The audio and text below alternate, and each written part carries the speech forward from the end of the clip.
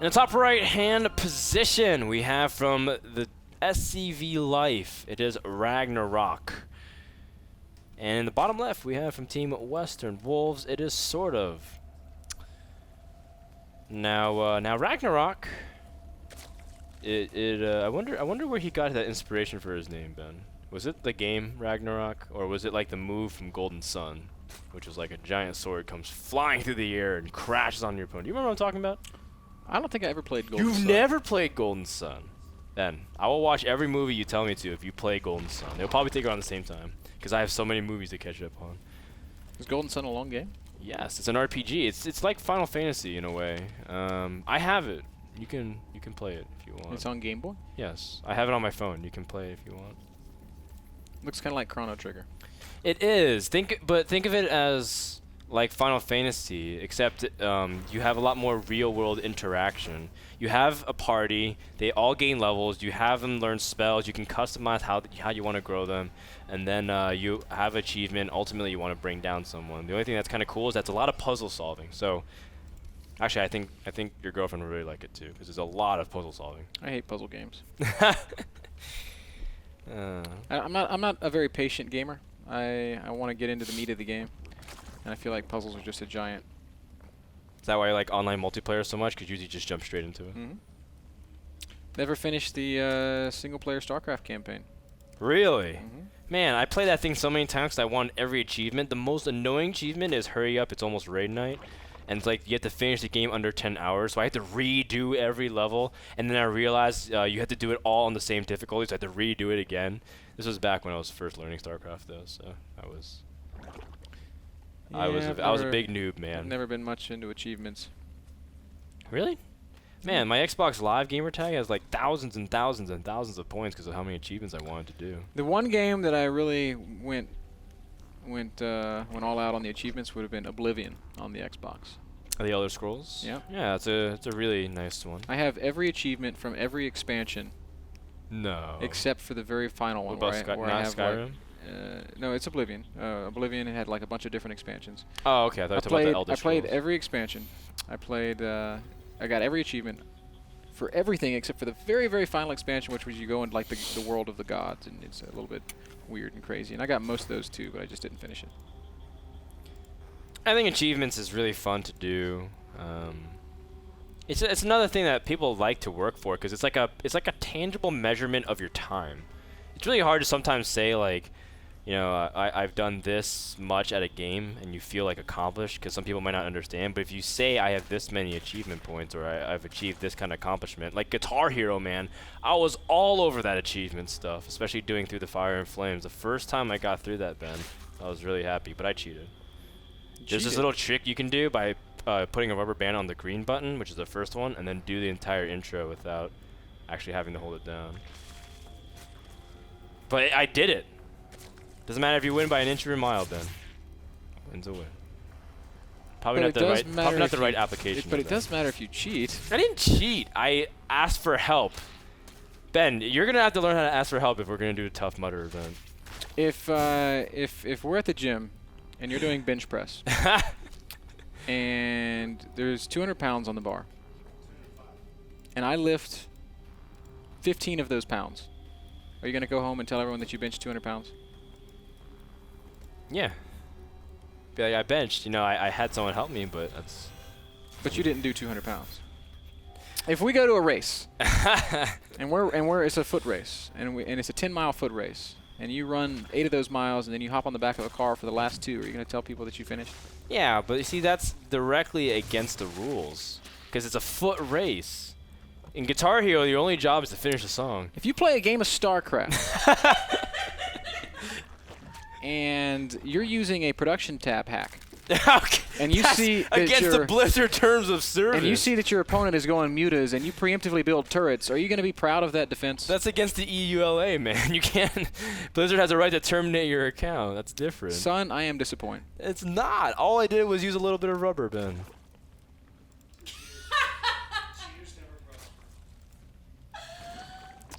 Son, I am disappointed. Oh my gosh. Whatever, Ben. Regardless. At least I don't play Zerg. We see that Ragnarok is going for a very defensive posture, but again, he's going for mutas. He loves mutas in this matchup, Ben. Sort of scouted, though. He did go into the main base. Oh, he does see it with the Overlord. He knows exactly what he's playing with, and he's going to be able to prepare probably by going straight to Infestor. It's exactly what we see. Dropping actually an Infestation Pit and a Ro4 at the same time. And an Evo Chamber. So he's going to want to get Spores. He's going to want to get Infestors. Spire's only halfway done, so plenty of time still for Sortof to prepare. Yes, sort of getting his Infestation Pit, his Roach Warren. We'll be able to get up Spores. It is Entombed Valley, a map that's a little bit harder for mutas to maneuver around the bases.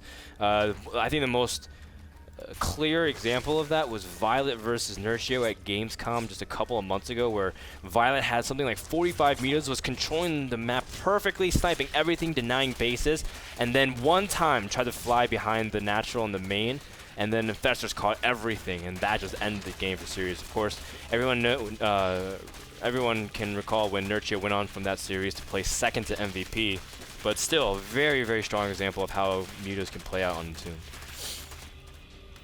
63 supply against 71. First mutas are spawning right now. Sortof can start as Infestors. Needs to start as Infestors, and we'll go ahead and start 2 Infestors up. He's got Spores going down. He's building 5 Spores. He's very worried about this muta harass.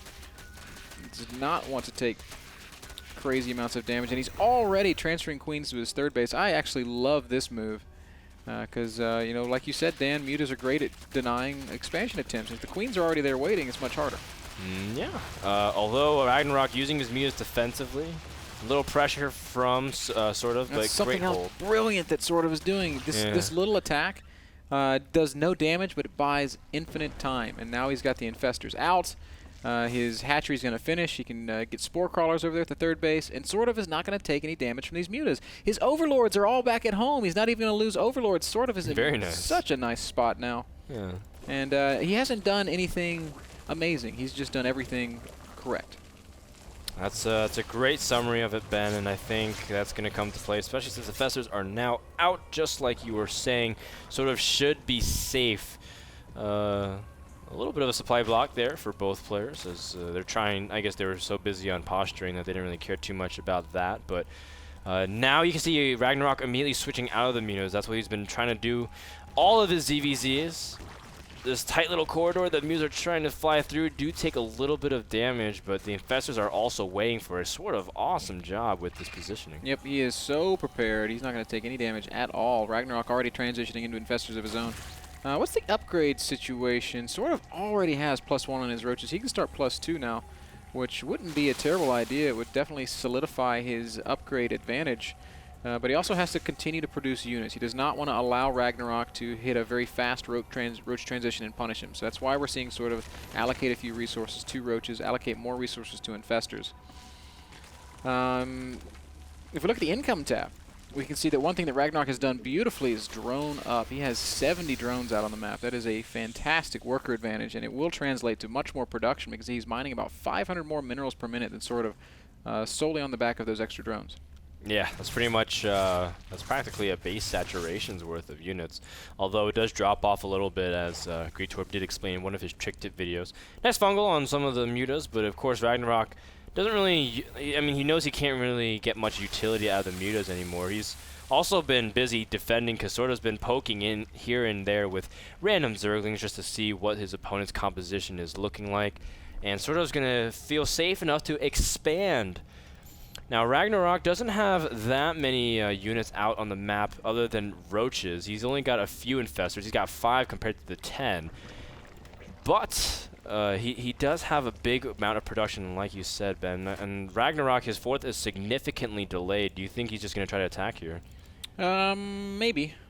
I think both players are really just trying to make sure that they're safe and solid. We see those hydralistic transitions coming from either side. Sortof is again getting Overlord speed, which is really neat. I like seeing Overlord speed used in this matchup for a couple of reasons, and one that was kind of explored a little bit earlier is because it opens up Nidus play, which is something that is not normal in ZVZ even still, but it's something that we're starting to see explored more now than we have in the entire 2.5 or so years of StarCraft 2 that we've had. Yes, Violet was trying to do that a lot in MLG, especially with on Metropolis. I remember them trying to double Nidus and try to really drag players like Leenock out of position. But it was still really cool to see how Berserk players are able to capitalize on mobility as the mid-game. Ragnarok has a pack of roaches moving on the left or the western corridor as soon as Sortof is moving out. Yep, he sees Sortof moving out. He's going to send 2 counterattacks, one to the natural, one to the 4th base. Will definitely kill this 4th base. Sortof, what are you doing? You're just kind of sitting there. Oh. Yeah, he almost let some of the Zerglings pick off the Infestors. Roach is also going into the main as well as the natural. Very nice attack from Ragnarok on 3 fronts. And sort of does take some damage. He didn't actually commit that much larva. He's already either. lost 10 drones, and he's going to lose more. Ultimately, it will all get cleaned up, but that's a fantastic move. Oh, this one Zergling has killed 2 Infestors. Oh, my goodness. Wow. Wow. Absurd. What a little hero. Give him a hungry Zergling. Like a little bug. Give him a small Medal of Honor, or at least some... extra kibbles, man, for the Zergling. Very nice job. Some what's it called? Feisty Feast or whatever? Feisty Feast? Yeah. Is that what a good kitty treat is? Yeah. All I know is a good kitty treat is called a temptation. That's what we feed kitty. Ragnarok has a huge amount of Hydras now, so he's bought in more than enough time. His 4th base is established. He's starting to get spine crawlers, sort of slowly moving across the map, and he's gonna have to get a really good position in order to fight this. Although the Infestor count from Sortof is still much higher than his opponents. He's trying to set up a nice big concave to attack into Ragnarok. Ragnarok setting up a fantastic defensive concave as well. Infestors, big fungal landing already. Some infested Terrans being thrown up on the high ground into the natural expansion of Ragnarok. Here comes the big engagement. Nice micro on both sides. It's all about Infestors and how they use their energy. The concave is so big I can't fit it onto one screen, Ben.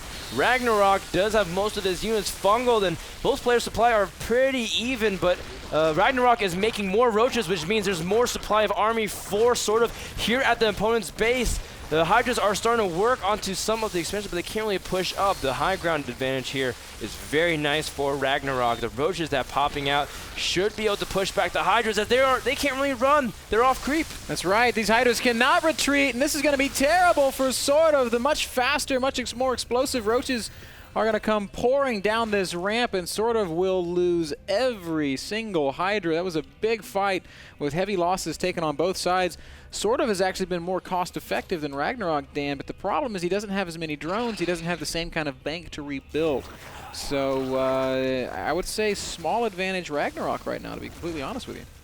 Yeah, especially with that 4th base up and mining gas. That's well, harvesting gas. You don't really mine gas. You can mine gas. That is not the right tool to use, Ben. You harvest. Instead of taking a pickaxe to it, you'd use a bucket.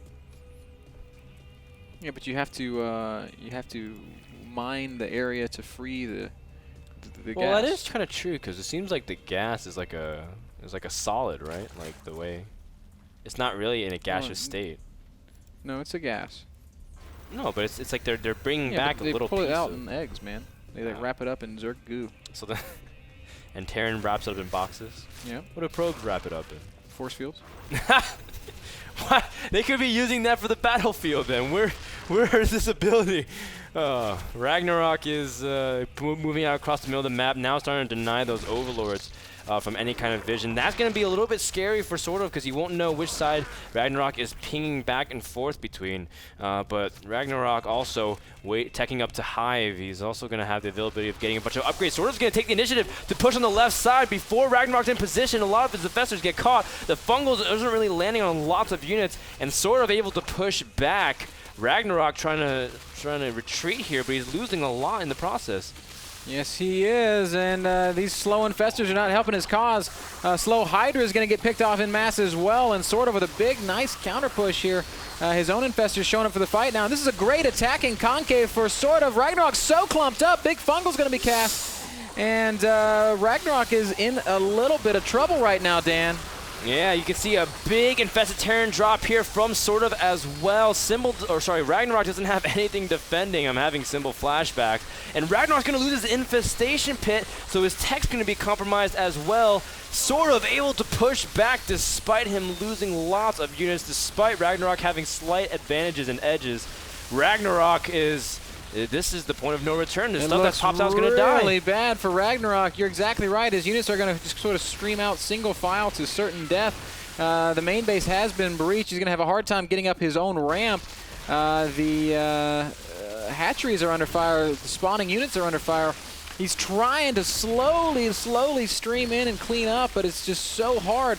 A couple of infestors with no energy going to drop 3 infested Terrans. Those aren't going to help. Sortof right now catapulting up to 180 supply against 110. This game's over, Dan. Yeah, Ragnarok did manage to dispatch the 4th base, tried to move into the 3rd, but Sortof has stabilized, meaning that Ragnarok, only thing he can do is to hope that he can stabilize, if that's even possible, because more of the Hydras that hatch immediately get sniped due to the roaches that are inbound.